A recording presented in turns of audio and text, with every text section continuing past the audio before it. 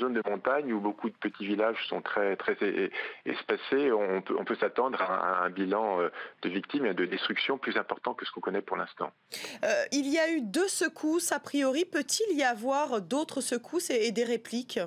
Oui, en fait, il y en a eu beaucoup plus. La principale a démarré l'instabilité de tout le système de failles de cette région. Les séismes qui ont suivi sont plus petits, c'est des magnitudes 5, 5,5, c'est des failles qui font quelques kilomètres, mais qui secouent, qui peuvent faire encore quelques dommages, mais on ne peut jamais écarter qu'un séisme équivalent de magnitude 6 puisse se produire dans les semaines ou les mois qui viennent.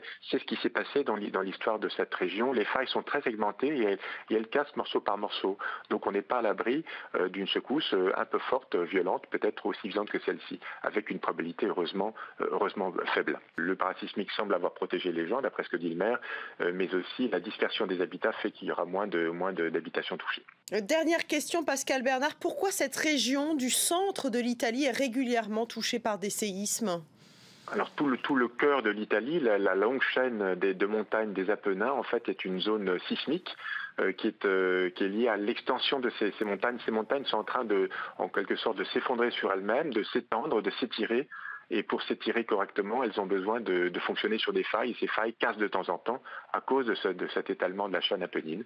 Et donc on a régulièrement des magnitudes 6, 6,5, voire 7, 7,5, mais plus dans la partie sud. Les très grands séismes italiens sont connus historiquement dans la partie plus au sud. Dans la région du nord, en Ombrie, c'est plutôt des magnitudes 6 et 6,5 qui peuvent faire des dommages locaux, mais qui ne cassent pas pour l'instant des grandes failles, des systèmes de failles qui font 100 km qui seraient à ce moment-là dévastateurs.